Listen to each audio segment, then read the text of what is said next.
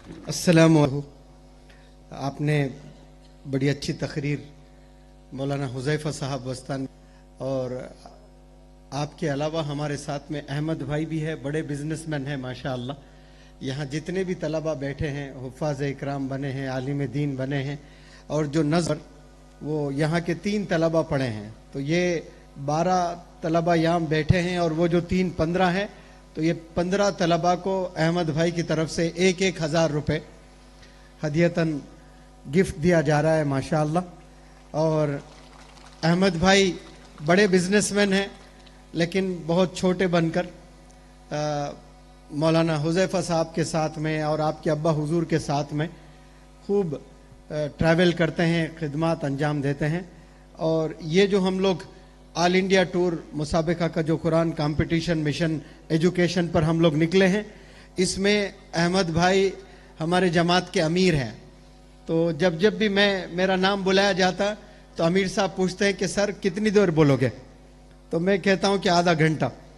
आज कल रात में एक प्रोग्राम हुआ था वानियमबड़ी में, और सुबह में मुख्तसर प्रोग्राम था। फिर सुबह भी पूछे कि सर कितनी देर बोलोगे, मैंने कहा 15 मिनट बोलूंगा। फिर अभी आ रहा था, मैंने पूछा, अहमद भाई ने पूछा कि सर कितनी देर बोलोगे, मैंने कहा ज्यादा नहीं बोलूंगा अहमद भाई, बस 3 घंटे बात करूंगा मैं। तो वो फिर ऐसे सोने लगे। तो मेरे उस्ताद डॉक्टर रफीक साहब हैं, हैदराबाद में रहते हैं, वो मेरे साथ आज भी यहाँ तशरीफ ले आते, लेकिन ज़ेरे इलाज है, बड़े ज़बरदस्त सोशल एक्टिविस्ट है माशाअल्लाह। और उन्हीं की तरबियत है जो मैं पैसों को छोड़कर मैं ये यूथ को पढ़ाना शुरू किया।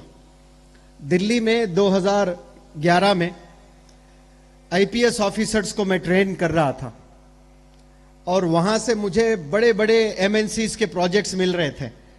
उस वक्त में पहली दफा डॉक्टर रफीक साहब से मेरी मुलाकात हुई है। लंबी कहानी है, फिर कभी इंशाल्लाह यहां आऊं तो तफसीली बात में रखूंगा। लेकिन तब उन्होंने कहा कि आपके वालिद साहब का इंतकाल हुआ है, अकाउंट क्लोज हो चुका है आपके वालिद साहब का, क्या आप चाहते हैं कि आपके अब्बा हुजूर को आप काम करें और नेकियां अब्बा को मिलते रहें? तो मैंने कहा डॉक्टर रफीक साहब से कि डॉक्टर साहब, इस बंदे की जान हाजिर है, मेरे अब्बों के लिए मैं कुछ भी कर सकता हूं। तो उन्होंने कहा आपको स्लम्स में जाना है, आपको गरीब स्कूलों में जाना है, आपको यतीम खानों में जाना है। पैसे आपको नहीं मिलेंगे, कुछ लोग देंगे, कुछ लोग नहीं देंगे, कुछ लोग वादे करेंगे, वादा खिलाफी करेंगे, लेकिन काम से पीछे नहीं हटना। तो मैं वहां से मेरा सफर शुरू किया। वो प्रोजेक्ट्स मैंने कैंसिल कर दिए। आधा प्रोजेक्ट मैंने किया आईपीएस ऑफिसर्स का, फिर वहीं से मैंने छुट्टी ली है। फिर उसके बाद अरविंद केजरीवाल साहब की आपने वीडियो भी देख रखी होगी, उन्होंने मुझे पर्सनल इनविटेशन दिया कि आप मेरे पास आएं, मुझसे मुलाकात करें। मैं दिल्ली के तमाम स्टूडेंट्स को आपके वर्कशॉप्स बड़े पैमाने पर रखना चाहता हूं, लेकिन डॉक्टर रफीक साहब ने कहा कि आप अगर नहीं जाते हो तो अरविंद केजरीवाल साहब को बहुत से ट्रेनर्स मिल जाएंगे, लेकिन हमारी जो कौम है उनको फिर आसानी से मुनव्वर जमा नहीं मिलता है। आपने कौम के लिए जीना है, कौम के लिए काम करना है। तो मैंने वो बड़े बड़े ऐसे प्रोजेक्ट्स को छोड़कर, दिल्ली शहर छोड़कर वापस हैदराबाद आया, और हैदराबाद में कुछ स्लम्स में भी मैंने पढ़ाए। फिर उसके बाद कुछ बड़े प्रोजेक्ट्स मिले, और बड़े प्रोजेक्ट्स ने, रमजान का महीना था, उससे कुछ दिन कबल वालिद साहब का इंतकाल हुआ था। डेथ सर्टिफिकेट लेने में हैदराबाद तशरीफ ले आया, और हैदराबाद के हॉस्पिटल में चूंकि इंतकाल हुआ था तो वहां से मैंने डेथ सर्टिफिकेट ली, और डॉक्टर रफीक साहब से ताज़ा 1 महीने की मुलाकात थी बस मेरी। और मुलाकात किया डॉक्टर साहब से, और मैंने कहा डॉक्टर साहब मैं वापस जा रहा हूं नलगुंडा, मेरे गांव। उन्होंने कहा कि वापस क्यों जाते हो? तो नहीं, वहां भी मैं करूं क्या, जाऊंगा तो गांव में कुछ दिन रहूंगा। 3 दिन से ज्यादा आपने गमजदा नहीं रहना है, आपके अब्बा हुजूर को इंतकाल होकर 10 दिन हो चुके हैं। आप ऐसा करें, आप यहीं रुक जाएं, मैं आपको एक वर्कशॉप दिलाता हूं, आप कुछ बच्चों को, टीचर्स को पढ़ाएं, تو میں نے کہا کہ میں ایک جوڑے پر آیا ہوں. تو انہوں نے کہا کہ یہ بہانہ ہے یا پھر کیا ماجرا ہے. میں نے کہا کہ نہیں، میں کچھ نہیں لے آیا ہوں، مجھے واپس جانا ہے، پھر یہ ڈیتھ سرٹیفکیٹ مجھے امی کے ہاتھ بھی سونپنا ہے. انہوں نے کہا سب ہو جائے گا، میں منگاؤں گا. اسی پلانٹ میں رہتی ہے نا آپ کی امی، اور آپ کے کپڑے بھی اسی پلانٹ میں رہتے ہیں. میں آپ کے کپڑے وغیرہ سب منگاؤں گا، آپ نے کل سے کام کرنا ہے. تو رمضان میں روزے کی حالت میں 6 سرٹیفکیٹ، 6 کیا کہتے ہیں ورکشاپس الگ الگ سکولز میں 30 کلومیٹر 35 کلومیٹر دور ٹریول کر کے 3 سکولز میں ایک بیچ بچوں کا ہوا کرتا تھا، ایک بیچ ٹیچرز کا ہوا کرتا تھا. ایسے میں نے 6 پڑھائے.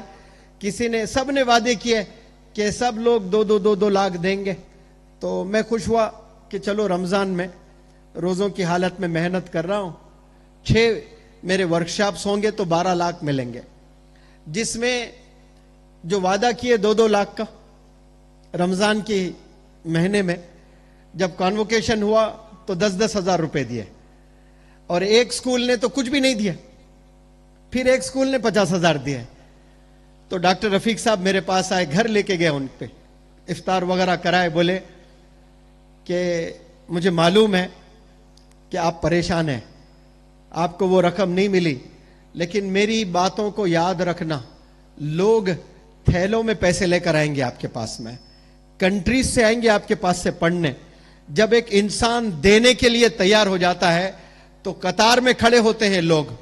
آج میرے پاس میں ماشاءاللہ امریکہ سے، آسٹریلیا سے، افریقہ سے، اٹلی سے ایک 90 سال کا بوڑھا اپنے پوتے کا ایڈمیشن کرانے کے لیے امریکہ سے آیا ہے ماشاءاللہ.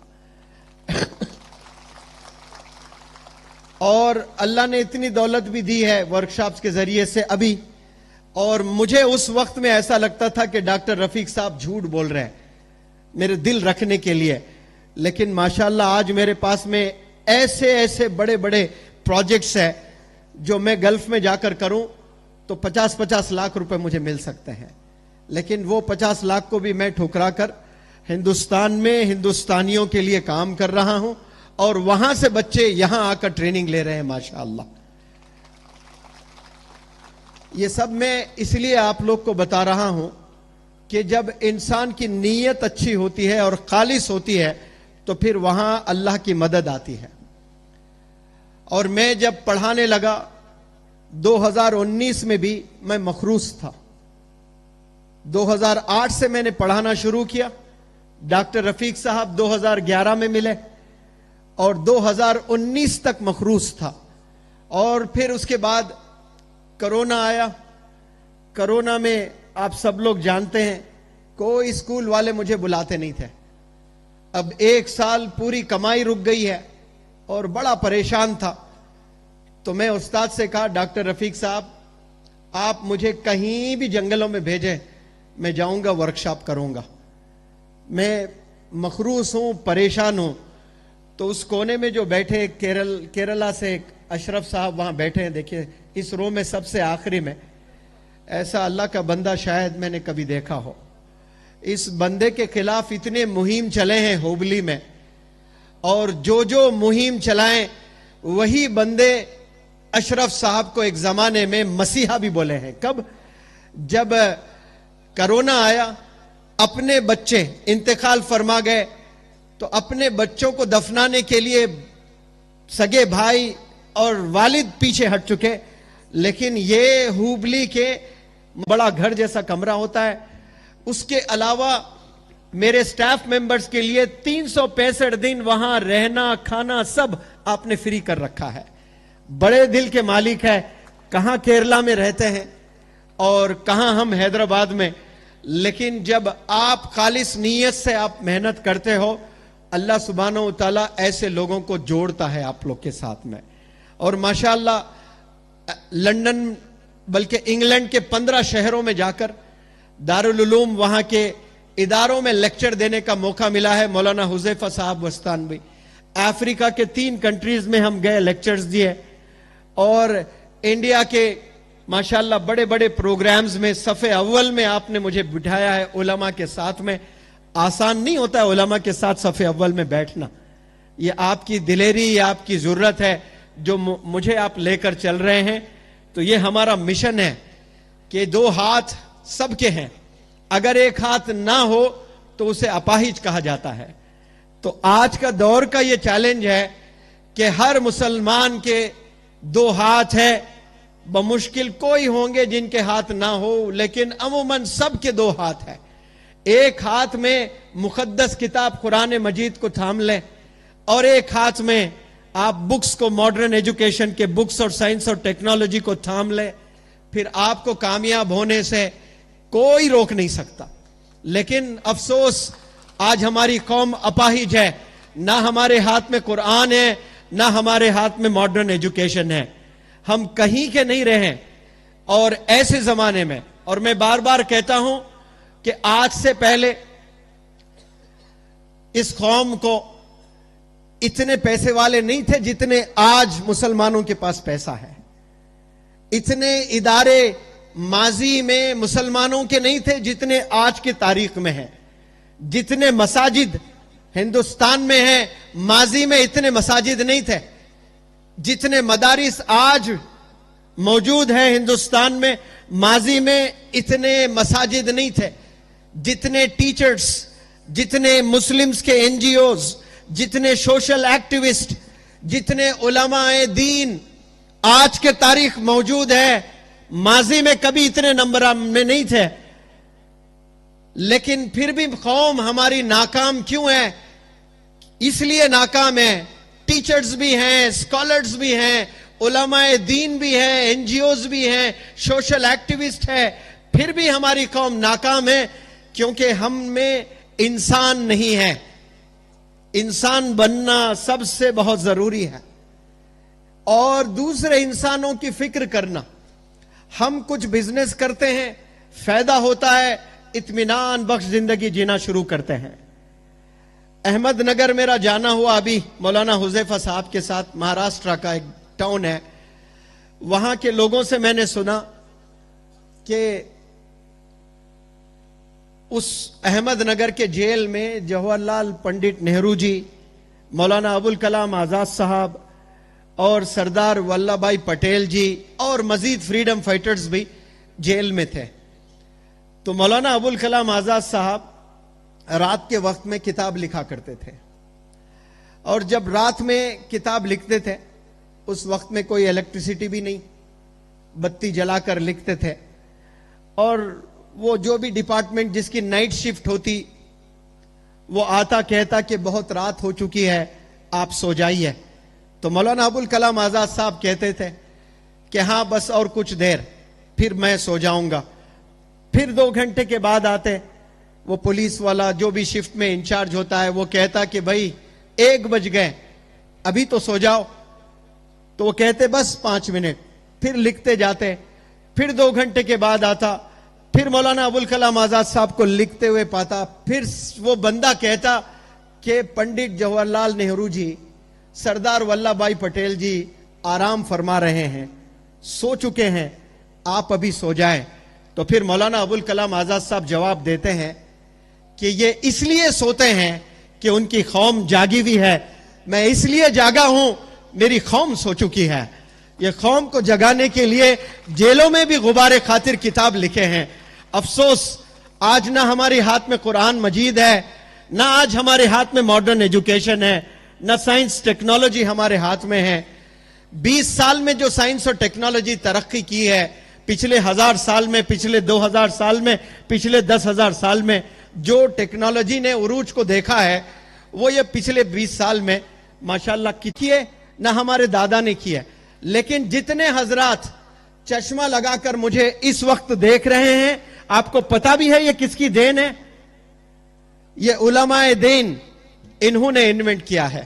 ہاسپٹل میں جو سرجریز ہوتے ہیں، جو چھوٹے چھوٹے ایکوپمنٹس استعمال میں ہوتے ہیں، یہ کس نے انوینٹ کیا؟ یہ علماء دین نے انوینٹ کیا ہے۔ لیکن 300 سال برٹش حکومت جب سے آئی ہے، یہ دین اور دنیا کو الگ کیا گیا ہے۔ ورنہ پہلے کے جو علماء دین تھے وہ عالم بھی تھے، وہ مفتی بھی تھے، وہ قاری بھی تھے، اور وہ ڈاکٹر بھی تھے، وہ انجینئر بھی تھے، وہ سب کچھ تھے، وہ دینے والے تھے، وہ کنٹریبیوٹرز تھے۔ لیکن آج ہم لوگ کے پاس میں کچھ نہیں رہا دینے کے لیے, صرف ہم استعمال کرنا جانتے ہیں. ہمارے پاس کوئی چیز نہیں ہے. پھر آپ 110 کروڑ جو نان مسلمز رہتے ہیں, وہ آپ کی کیا چیز کو دیکھ کر امپریس ہو, وہ کیوں آپ سے متاثر ہو؟ بتائیں مجھے. آپ کے اخلاق, ہمارے نا اخلاق ٹھیک ہے. جائیں اولڈ سٹی میں, جا کر صرف 4 گھنٹے سیر کریں اولڈ سٹی میں, کیسی گالیاں نکالی جاتی ہیں, حتیٰ کہ عورتیں بھی گالی دیتی ہیں اولڈ سٹیز میں. نہ ہمارے پاس اخلاق ہے, نہ ہمارے پاس تمیز ہے, نہ ہمارے پاس ایجوکیشن ہے.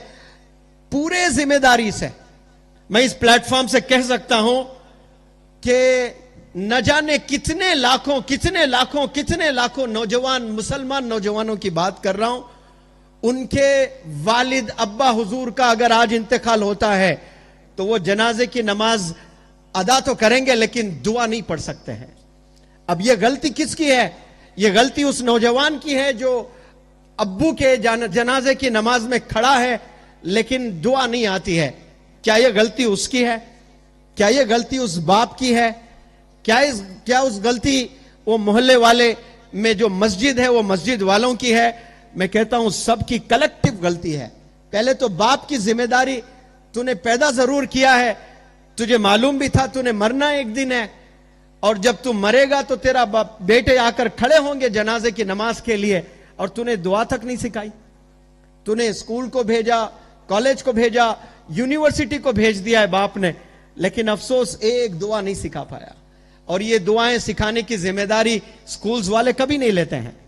یہ سکول ہمارے ہو یا پھر سکول میں علماء دین کا دخل ہو, ان کے سپرویژن میں سکول چل رہا ہو, یا پھر خود علماء دین میدان میں آئے اور ماڈرن ایجوکیشن کے ساتھ دینیات سکھاتے ہوئے سکول چلائیں, تو میں ذمہ داری سے کہہ سکتا ہوں کہ آنے والے نسل, یہ جو نوجوان طبقہ ہے, ان میں دین باقی رہے گا, ورنہ دین کب چلا جائے گا پتہ ہی نہیں چلے گا. یہ ذمہ داری ہے, یہ دور کا سب سے بڑا چیلنج ہے. آج چھوٹے چھوٹے بچے دیکھیں وہ زندگی کہاں گزار رہے ہیں. چھوٹے چھوٹے بچوں کی زندگی کہاں گزرنی چاہیے.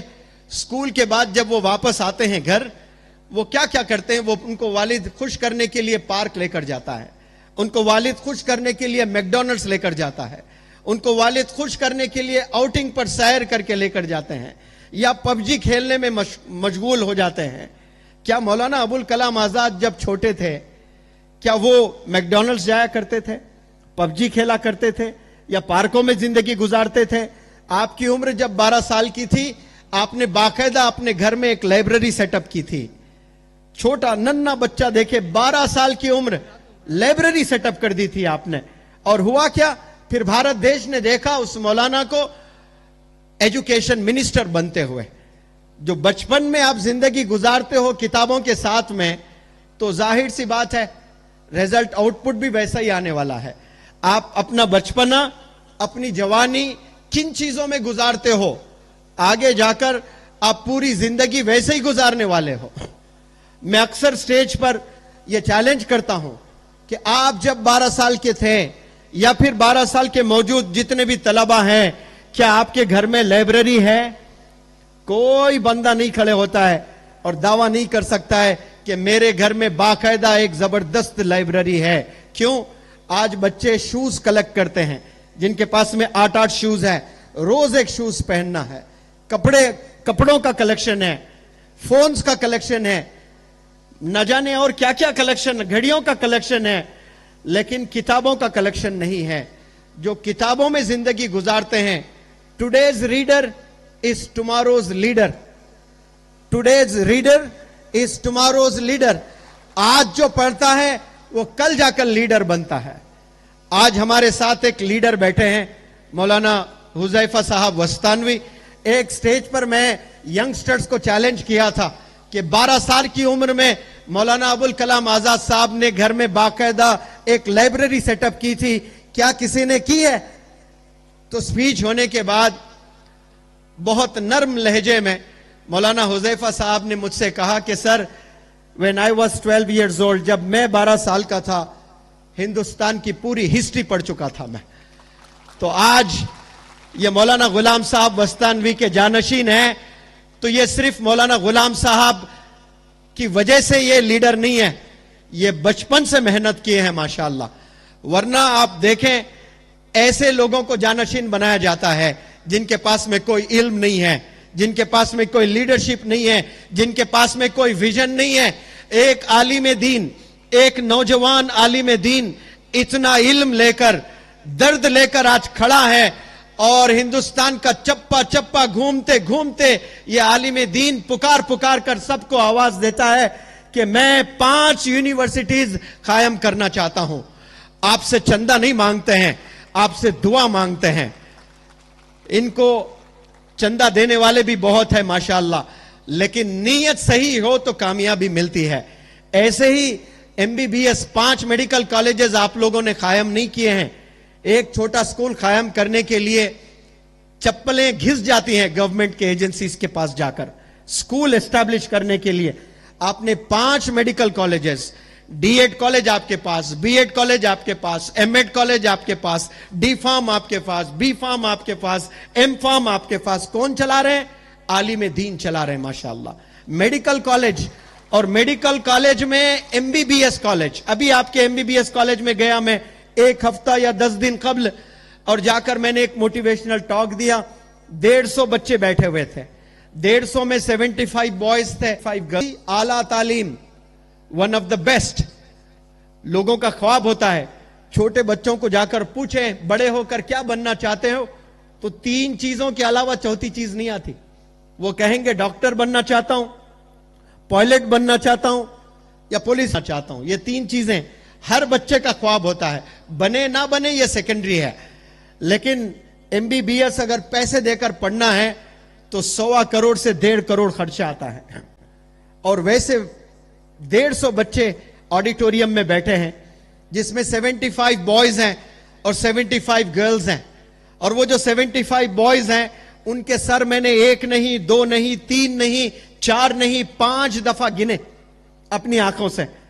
اور 75 میں 48 ایسے بچے تھے جن کے سروں پر ٹوپی تھی, ایپرن پہنے ہوئے ہیں اور سر پر ٹوپی لگائے ہوئے ہیں. ورنہ چھوٹے چھوٹے کالج میں دیکھیں ایسے گندے ہیئر سٹائل میں بچے نظر آتے ہیں آپ کو. ایک میں ہنسانے کے لیے کہتا ہوں, آج کل کے بچے دیکھیں چوہے طواف کٹنگ چل رہی ہے. کون سی کٹ؟ چوہے طواف کٹ. یعنی چوہے طواف کرتے ہیں سر کا گول, چی چی چی چی چی چی چی کر کے کھا لیتے ہیں, اور اوپر گھونسلہ بچتا ہے, کوے آ کے انڈے دیتے ہیں. ایسے عجیب عجیب ہیئر سٹائل. اور میں کہتا ہوں کہ لڑکے کے ہیئر سٹائل کو دیکھ کر والد کی تربیت کا حال الحمدللہ. کوئی بھی بچے کو لائیے, اس کا ہیئر سٹائل دیکھ کر میں بول سکتا ہوں کہ اس پر اس کی والد کی کتنی پکڑ ہے. ایسے گندے ہیئر سٹائل. اور MBBS کے بچے تو کیسے آزاد ہوتے ہیں ماشاءاللہ. اب وہ دیکھیں ویسے بچے ٹوپی پہنے ہوئے. اور 75 گرلز ہیں, سارے سروں پر میں نے نظر ڈالے, سارے 75 لڑکیوں کے سر پر تاج تھا. تاج وہ کیا ہے؟ اپنے بال کو نہیں دکھا رہے تھے, دوپٹہ سے ڈھانپے ہوئے تھے. یہ قابل کیوں ہوا ہے؟ یہ پاسبل کیوں ہوا ہے؟ عالمی دین کے سپرویژن میں چل رہا ہے. یہ دور بڑا خطرناک دور ہے, اور ایسا خطرناک دور. ایک جنریشن, والد مسجد کا صدر ہے, والد 5 وقت نماز پڑھتا ہے, والد اشراق کی نماز پڑھ کر سارے اذکار پورے کرتا ہے. فجر کے بعد میں اشراق کی نماز پڑھ کر مسجد کی صفائی کر کے اپنے گھر لوٹتا ہے, تہجد کی نماز پڑھتا ہے. لیکن بیٹا غلط صحبت کی وجہ سے سارے گناہوں میں ملوث ہوتا ہے. اتنا گیپ آ گیا ہے ایک ہی جنریشن میں. صرف باپ اور بیٹے کا جو جنریشن ہے, اتنا فرق آ چکا ہے. والد نیک, پھر دنیا بولے گی ولی کے پیٹ میں شیطان پیدا ہوا ہے. یہ 10 میں 7 گھروں میں ہوتے آ رہا ہے. اگر وہ 3 گھر آپ کے ہیں تو ہو سکتا ہے آنے والا زمانے میں وہ آپ کے گھر پہ بھی ہو جائے. اللہ حفاظت فرمائے. اگر ہم لوگ نہیں جاگیں گے, ہم لوگ قدم بقدم نہیں چلیں گے, اب کوئی نبی آنے والے نہیں ہیں, نبوت کے دروازے بند ہو چکے ہیں. آپ صلی اللہ علیہ وسلم نے توفتاً صحابہ کی ایک ٹیم بنا کر اس دنیا کو توفتاً دے کر رخصت ہوئے, اور پھر صحابہ کے ذریعے سے تابعین, تبع تابعین, اور مزید آپ وستانوی صاحب نے بنائے. اور میں وستانوی صاحب سے پوچھتا ہوں تو یاد نہیں ہے مجھے, دل کھول دیا اللہ کے بندے نے مدرسوں کے لیے, جو جو آئے ہیں خالی ہاتھ نہیں بھیجے ہیں, ان کو مدد کیے ہیں. یہ دل کے ساتھ میں, یہ اگر آپ کی نیت ہے تو پھر انشاءاللہ آپ کہاں سے کہاں پہنچتے ہیں. تو وہ چڑیا چھوٹے سے چونچ میں وہ آگ بجھانے کی کوشش کر رہی ہے اور اس کو طنز مل رہے ہیں, تو طنز پر اس نے جواب دیتے ہوئے کہا, روز قیامت میں میرا خدا اگر پوچھے گا تیرے نبی کو جلایا جا رہا تھا تو کیا کر رہی تھی, تو روز قیامت میں اللہ سے کہوں گی, اللہ تو نے جتنی چونچ دی ہے اور جس چونچ میں جتنا پانی آتا تھا اتنا لے کر میں نے بھرپور کوشش کی ہے نبی کو بچانے کے لیے, آگ کو بجھانے کے لیے. آپ کو اللہ نے 2 ہاتھ دیے ہیں, آپ کو اللہ نے 2 پیر دیے ہیں, کسی کو اللہ نے دولت دی ہے. ایک اللہ کے بندے نے یہاں ہمت کی ہے کہ مدرسے کے ساتھ میں ماڈرن ایجوکیشن میں دوں گا, تو یہاں جتنے لوگ ہیں سب کو لبیک کر کے آپ لوگ کو قدم بقدم چلنا ہے. یہ صرف ان کی کامیابی نہیں ہے, یہ آپ کے گاؤں کی کامیابی ہوگی. یہاں کے بچے جب آپ کے انتقال ہو جائیں گے تو یہاں کے سارے بچوں کو وہ دعا واقف ہوگی اور دعا پڑھیں گے جنازے کی نماز. وہ 5 وقت کی نماز میں کیا کیا پڑھنا ہے انہیں پتا چلے گا. ایک بہترین مکتب یہاں پر بنے گا انشاءاللہ. آپ لوگ اگر ساتھ نہیں دیں گے تو پھر یہاں کون ساتھ دینے آئے گا؟ محلے والے ساتھ دینا بہت ضروری ہے. آپ دیکھیں, ایک ولی رحمانی, ایک نوجوان لڑکا 22 سال کا, جس عمر میں لوگ نوجوان بچے عشق میں ملوث ہوتے ہیں, کیا کیا گناہوں میں ملوث ہوتے ہیں, وہ بھیک مانگتا ہے, میرے پاس پیسے ختم ہو گئے, میں 18 یتیم بچوں سے میرا ایک خواب کو میں نے بنا وہ شروع کیا, اب میرے پاس 300 بچے ہیں, 60,000 بچے ہیں اور مزید 1 روپیہ میرے پاس نہیں ہے. میں 1,000 نہیں مانگتا آپ سے, میں 1 لاکھ نہیں مانگتا آپ سے, بس مجھے 100 روپے اگر دے دیں, میں آپ سے وعدہ کرتا ہوں میں نوجوانوں کے نسلوں کو بدل دوں گا انشاءاللہ. یہ خواب دیکھتا ہے. اگر اس کا ساتھ ہم جیسے لوگ نہیں دیں گے تو پھر کون ساتھ دینے آئیں گے؟ جب کوئی بندہ کھڑے ہوتا ہے ادارہ بنانے کے لیے تو سمجھ جائیں وہ ادارہ چلاتا ضرور ایک بندہ ہے, لیکن وہ ادارہ پورے محلے کا ہوتا ہے, وہ ادارہ پورے گاؤں کا ہوتا ہے, وہ آپ لوگ کے نسل کے لیے ہوتا ہے, وہ آپ کے بچوں کے لیے ہوتا ہے, آپ کے بچوں کے مستقبل کے لیے ہوتا ہے, آپ کے بچوں کی آخرت کے لیے ہوتا ہے. کہ آپ لوگ نہیں چاہتے کہ آپ لوگ کے بچے جنت میں جائیں؟ ماشاءاللہ کتنا پیارا نام آپ نے رکھا, ریاض الجنہ. آج تو لوگ مدینہ جا کر تڑپتے ہیں ریاض الجنہ میں نماز پڑھنے, اپوائنٹمنٹ لینا پڑتا ہے. پہلے تو آسانی سے پڑھا کرتے تھے, آج اپوائنٹمنٹ لے کر نماز پڑھنا ہوتا ہے. ایک کرناٹکا کے ایک چھوٹے سے گاؤں میں ایک عالم دین کے والد صاحب کہ پھر کبھی تو مجھے دوزخ میں نہیں بھیجے گا.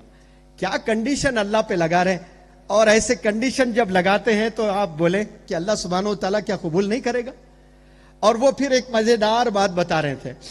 انہی کے گاؤں میں ایک شادی شدہ جوڑا, ان سے ریکویسٹ کیا کہ آپ حج پر ہمیشہ ہر سال جاتے ہیں تو آپ ضرور دعا کریں کہ 8 سال ہو گئے شادی کے, ایک بھی لڑکا نہیں ہوا. تو وہ حج میں مصروف تھے اور بھول گئے دعا کرنا, اور جس قافلے کے ساتھ وہ چل رہے تھے اور ان کے ساتھ نکل پڑے اور کعبے میں دعا کرنے کا وعدہ کیا تھا. اب وہ نکل گئے, نکلنے کے بعد یاد آیا تو ارے بھائی میں نے تو وعدہ کیا. اب وہ قافلے جو بھی تھے, جو ان کے ساتھ میں گروپ, ان کو ریکویسٹ کیے بس بھائی ایسا گیا ایسا آیا, بولتے ہیں نا ہم لوگ, ایسا گیا بس ایسا آیا. تو زما صاحب میرے پاس وقت بھی نہیں تھا, وہ لوگ گاڑی میں بیٹھ چکے تھے, بس میں دوڑتے دوڑتے گیا, جا کر اللہ سے کہا یا اللہ میرے پاس ٹائم نہیں ہے, دیکھو جلدی جانا ہے, بس بولنے آیا آپ کے پاس میں اتنے لوگوں کو بچے دیا نا یا اللہ, 8 سال سے پریشان ہے, دے دے پلیز دے دے, اتنے لوگ کو دیا, تیری کچھ کمی ہوگی یا اللہ دینے سے, تو بول ابھی بول یا اللہ کچھ کمی ہے تو مت دے, تو دینے والا ہے نا. رو رہے ہیں بیچارے, میرے پاس وقت بھی نہیں ہے, ٹھیک ہے میں چلتا ہوں. تو وہ جانے کے بعد خوشخبری آئی, ٹوینز پیدا ہوئے وہاں پر. اللہ سے مانگنا بھول چکے ہم لوگ, نماز پڑھ کر چھوڑ دیتے ہیں, اللہ سے مانگنا ہی چھوڑ دیے. تو اللہ سے مانگنا شروع کریں. ریاض الجنہ کے نام سے یہ واقعہ یاد آیا تو میں نے سنایا, پیارا نام آپ نے رکھا ماشاءاللہ. یہاں کے اس محلے والے, میں آپ لوگ سے اپیل کرتا ہوں کہ یہ ماشاءاللہ عالم دین ہے, اور انڈیا کے ایک بہترین مدرسہ مفتاح العلوم, جہاں پر 2010 میں اعتکاف کے لیے 10 دن گیا تھا, 300 علماء سن کر گیا تھا کہ وہاں اعتکاف میں آتے ہیں, تشریف لے آتے ہیں. 800 से 1000 लोग वहां एहतिकाफ के लिए आते हैं। कारी अमीरुल हसन साहब बिहार शरीफ के माशाअल्लाह बड़े आलिम दीन इंतकाल फरमा गए। आप एहतिकाफ में आया करते थे, तो मैं गया, मैंने सुना हिंदुस्तान का एक बेहतरीन इदारा है मिफ्ताहुल उलूम, वहां से फारिग है और यहां कुछ करना चाहते हैं, तो आप सब लोग हाथ उठाकर आप लोग दुआ भी करें, वादा भी करें कि आप इस आलिम दीन के साथ खड़े हो जाएंगे। कि भाई बहन ने जो 3 एकड़ आपके लिए दिए हैं, आप लोग खड़े हो जाना कि इस 3 को हम 30 करेंगे इंशाअल्लाह। यहां से रोशनी निकलेगी, पूरे भारत में फैलेगी इंशाअल्लाह। यहां इल्म सीखने के लिए दूर दूर से लोग आएंगे इंशाअल्लाह। यहां आबाद होगा ये गांव पहचाने जाएगा एजुकेशन के नाम से इंशाअल्लाह। ये जिम्मेदारी सब ने लेना है। आप सब इकट्ठा होकर, एकजुट होकर, एक टीम बनाकर आप लोग काम करेंगे तो आपको कामयाबी मिलेगी, वरना अकेले काम करने से कोई कामयाबी नहीं मिलेगी। मदरसा भी चलेगा, मकतब भी चलेगा, स्कूल भी चलेगा इंशाअल्लाह। मेरे उस्ताद डॉक्टर रफीक साहब कहा करते थे, 1 और 3 बजे के बीच में कभी बात करने का मौका मिले तो बात हमेशा मुख्तसर करना, क्योंकि वो खाने का वक्त होता है। उस वक्त में कोई अल्लाह का बंदा और बिलखुसूस कौम मुसलमान है वो तो बिल्कुल नहीं सुनेगी। लेकिन 1 और 3 के बीच का वक्त मिला है मुझे, 2 का, और बड़ा टफ वक्त मिला है। ऐसा वक्त मिला है जैसे 5 और 100 रन्स मारने हैं। बड़ा टफ सिचुएशन में फंसा हुआ हूं, वरना बहुत कुछ मैं बोलता। नमाज भी आपकी होनी है, खाना भी आपने खाना है, और 9 बजे से आप लोग आकर मुंतजिर है, यह भी मुझे पता चला है। माजिरत हम चाहते हैं कि सुबह भी एक हमारा प्रोग्राम था, रात भी एक प्रोग्राम है, फिर शाम में एक प्रोग्राम है, फिर कल सुबह एक प्रोग्राम है, फिर कल शाम ऐसा प्रोग्राम है। कभी जहाज में सोते हुए, कभी एयरपोर्ट में सोते हुए, कभी गाड़ियों में सोते हुए। मैं तो सो रहा हूं, लेकिन हजरत को हमेशा मैं मुताला करते हुए देखा किताबों में, कभी सोते हुए नहीं देखा। मौलाना हुजैफा साहब को, अमीर साहब सो जाते हैं खाना वाना खिला करके जिम्मेदारी से, लेकिन माशाअल्लाह जो हजरत है हमेशा पढ़ते ही मैंने उनको देखा है। फिर कभी मैं आऊंगा इंशाअल्लाह, और यहां जब स्कूल कायम होगा इंशाअल्लाह, यहां के जितने भी टीचर्स हैं वो टीचर्स अगर मुझसे वादा करते हैं कि वो 5 साल यहां पर खिदमत करेंगे, तो इंग्लिश हाउस एकेडमी के जानिब से 1 नहीं 2 दफा उनको पर्सनालिटी डेवलपमेंट वर्कशॉप फ्री में पढ़ाया जाएगा। 50,000 खर्चा आता है एक बंदे का। तमाम टीचर्स को फ्री ट्रेनिंग दी जाएगी इंशाअल्लाह। लेकिन कंडीशन में रखता हूं भाई, अल्लाह ताला ने भी कंडीशन रखे हैं जन्नत के, ये करें तो जन्नत देंगे। हम तो अदना है, हम भी कंडीशन रखते हैं। 5 साल वफ करेंगे आप इस इदारे के लिए, तो आपको 2-2 1-1 महीने के पर्सनालिटी डेवलपमेंट वर्कशॉप्स हम करेंगे। फिर हमारे कुछ असिस्टेंट ट्रेनर्स को भी यहां पर भेजेंगे, ताकि यहां के बच्चे बोले, उनका प्रोनाउंसिएशन भी जबरदस्त हो इंशाअल्लाह। मैं सलाम करता हूं HIF को, 600 किलोमीटर दूर से यहां आकर जो काम कर रहे हैं, उन्हें यहां आकर कोई ताजमहल नहीं बनाना है भाई, कोई रेड फोर्ट नहीं बनाना है। यहां जितने HIF के मेंबर्स हैं, यहां आकर चिन्नापल्ली से उनको MLA नहीं बनना है, पॉलिटिक्स में नहीं है ये लोग खिदमत करते हैं। ये लोग को मैंने देखा है अपना काम, और ये बंदा जो मुनव्वर जमा है, ये पूरे भारत के लिए है, ये नॉन मुस्लिम्स के लिए है, मुस्लिम्स के लिए है। मैंने आज तक मेरे उस्ताद डॉक्टर रफीक साहब का मसलक नहीं पूछा कि डॉक्टर साहब आप देवबंद से हैं, आप बरेलवी जमात से हैं, आप अहले हदीस से हैं, आप शिया हैं, आप सुन्नी हैं, कुछ नहीं पूछा, और ना कभी डॉक्टर से पूछा। मैं सब के लिए काम करने के लिए तैयार हूं।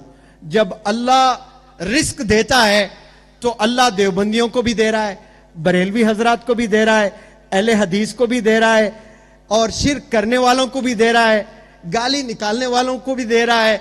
सूद खाना देना, अल्लाह से जंग करना है, और अल्लाह से जंग कर रहे हैं उनको भी अल्लाह रिस्क दे रहा है। और हम लोग आपस में ये जमातों में ये अजीब अजीब चीजों में बटे हुए हैं। हाथ जोड़कर मैं रिक्वेस्ट करता हूं, इनमें हमारी कामयाबी नहीं है। जो मसलक आपको अच्छा लगता है, regarding the best in the world, जो आप फॉलो करते हैं उसको आप दुनिया का बेस्ट माने, लेकिन कभी किसी को क्रिटिसाइज ना करें। क्रिटिसिज्म से آپ کبھی بلندیوں پر نہیں جا سکتے ہیں.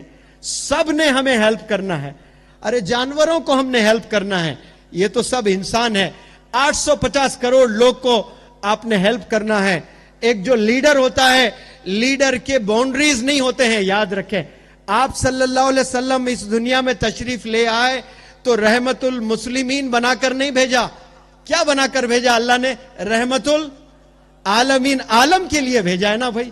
تو پورے عالم کے لیے آپ تشریف لے آئے, تو پھر یہ پورے عالم کے درود بھی پڑھ رہے ہیں. کہاں انصاف کرتے ہو آپ؟ آپ ڈیسائیڈ کریں. انشاءاللہ اس محفل میں ہم گالی کبھی نہیں دیں گے, جھوٹ کبھی نہیں بولیں گے, غیبت کبھی نہیں کریں گے, لڑائی کسی کی نہیں کریں گے, سازشیں کبھی نہیں کریں گے, کسی کا نقصان. میں ہمیشہ دعا کرتا ہوں اللہ سے, یا رب میری ذات سے کسی کا نقصان نہ ہو. یا رب آپ لوگ بھی دعا کریں یہ کہ آپ کی ذات سے کسی کا نقصان نہیں. یہ صاف دل لے کر انشاءاللہ ہم کام کریں گے تو یہاں ایک بہترین سکول, بہترین ادارہ, بہترین مدرسہ بھی ہوگا. صرف یہاں نہیں, یہ ماڈل بن کر چتور ڈسٹرکٹ اور آس پاس میں بھی بہت سے ادارے قائم ہوں گے. میں سلام کرتا ہوں مولانا جو ریاض صاحب نے یہ کارواں شروع کیا ہے. آپ سے جڑے جتنے لوگ, جتنے ڈونرز, جتنے ویل ویشرز اور جتنے این جی اوز, سب کو میں سلام کرتا ہوں. اور مزید ہیلپ کی ضرورت ہے. مولانا حذیفہ صاحب سے بھی میں ریکویسٹ کرتا ہوں بہت جلد یہ ایک ایکسلنس سینٹر بنائیں. دنیا پیاسی ہے, ہندوستان ہم لوگ گھوم رہے ہیں, کسی کے پاس کوئی سلوشن نہیں ہے. سب کے پاس ایک ہی چیز ہے, وہ ایک جو چیز ہے اس کا نام کیا ہے؟ پرابلم. Problem problem. سلوشن دینے والا کوئی نہیں ہے. اللہ نے آپ کو قابل بنایا, اللہ نے آپ کو لیڈر بنایا, تو یہ ذمہ داری آپ کے شولڈرز پر ہے. ابا حضور زیر علاج ہے, دعا کریں ان کے صحت کے لیے. آپ کی ہمارے سروں پر آپ کا سایہ تادیر اللہ سبحانہ و تعالیٰ قائم فرمائے. آپ جانشین بن کر پورے دیش میں گھوم رہے ہیں. میں گزارش کرتا ہوں بہترین ایکسلنس سینٹر بنائیں جہاں پر میتھ کے بہترین ٹیچرز ہوں, فزکس کے بہترین ٹیچرز ہوں, کیمسٹری کے بہترین ٹیچرز ہوں, انگلش کے بہترین ٹیچرز ہوں. اور ہندوستان کے جتنے مدرسے جو مدرسے کے ساتھ سکول قائم کرنا چاہتے ہیں وہاں آئیں, ٹریننگ لے کر جائیں انشاءاللہ. اور یہ بہت جلد ہونے والا ہے. آپ سب لوگ دعا کریں. جزاکم اللہ خیر. السلام علیکم.